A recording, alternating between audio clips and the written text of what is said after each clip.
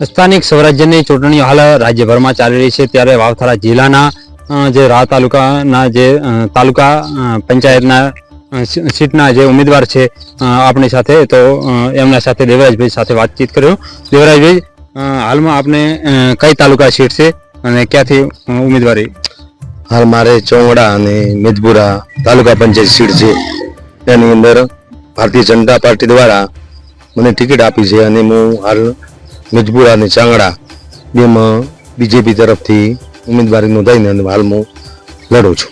તો હાલમાં જે આપે ઉમેદવારી નોંધાવી છે, લોકો પાસે હાલ ઝંઝાવાતી આપનો પ્રચાર પ્રસાર ચાલી રહ્યો છે, કયા હેતુથી આપ લોકો પાસે મત માંગી રહ્યા છો? હાલ તો મત માંગવાના તો ખૂબ જ મુદ્દાઓ છે, પણ ચોંગડાથી થરા રોડ ચાલુ છે, ચોંગડાથી પેપર રોડ થવાનો છે, ચોંગડાથી લખાપુરા રોડ થવાનો છે, બોર મંજૂર થઈ ગયા છે, તળાવવાનું કામકાજ ચાલુ છે. ચોંગડામાં તો એટલી પાઇપો પડી છે ને કે મારે પ્રચાર કરવાનું પણ કામ નથી. એટલે જનતા ખુદ દેખે છે કે આટલું શંકરભાઈનું કામ ચાલુ છે. આપણા અધ્યક્ષ શંકરભાઈ ખૂબ જ કામ કર્યું છે, એટલે કોઈ વાત જ આવતી નથી. પબ્લિક આપ હમેથી કહે છે કે આટલી સરકારે આપણે આટલો લાભ આપ્યો, આપણે કોંગ્રેસમાં જવાની જરૂર શું છે, શે માટે જવું, શું નથી, આપણને કોઈ તકલીફ જ નથી. અત્યારે બરાબર ડબલ હાઈવે થઈ ગયો, 67 5 મિનિટની અંદર આપણે લુવાણાથી રાજહદાર ઠેઠ ખોડા બાજુ પણ રોડ થઈ ગયો બોર્ડર સુધી. એટલે કોઈ સમસ્યા છે જ નહીં.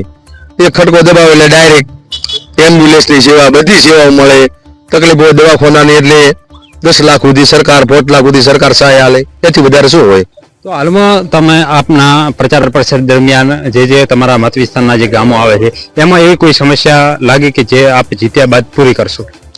હાલ તો જે રસ્તાઓનું કામકાજ ચાલુ છે, અમુક જગ્યાએ ચોંગડા ગામની અંદર પલોટ વિસ્તારની અંદર લાઇટ નથી, તો એ ગરીબ વર્ગ છે એને લાઇટ મફત સરકાર તરફથી કોઈ યોજનામાં લઈ અને ઘર દીઠ લાઇટનું કનેક્શન થાય, પાણીનું કનેક્શન થાય, ગરીબોને આવાસ મળે, એવો મારે હું પ્રયત્ન કરશું અને જરૂર લાવશું.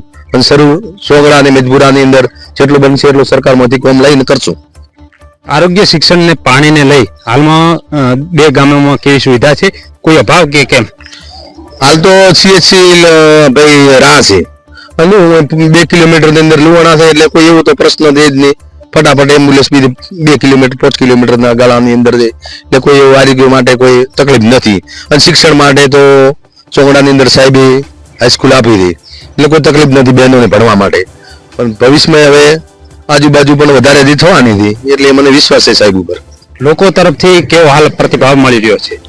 લોકો તરફથી તો ખૂબ મળી રહ્યો છે. મેદપુરા અને ચોંગડા ગામના અંદર કાર્યકર્તાઓ એટલા મને સારા મળ્યા છે ને કે મેં વિચાર્યું નતું. મને હોમેથી ફોન કરે, તમે તરત આવો, એથી વધારે મારે શું જોઈએ.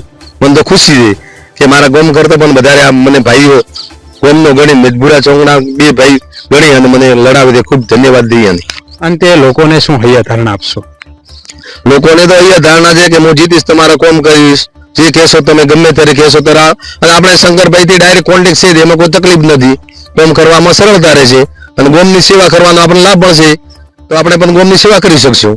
26મીએ મતદાન છે અને એક બાજુ લગ્નગાળો છે, એને લઈને લોકોને શું સંદેશ આપશો? લોકોને તો સંદેશ આપીને આવ્યા છે, ઘર ઘર દીઠ અમે જઈને આવ્યા છે, એનું લિસ્ટ પણ બનાવેલું છે.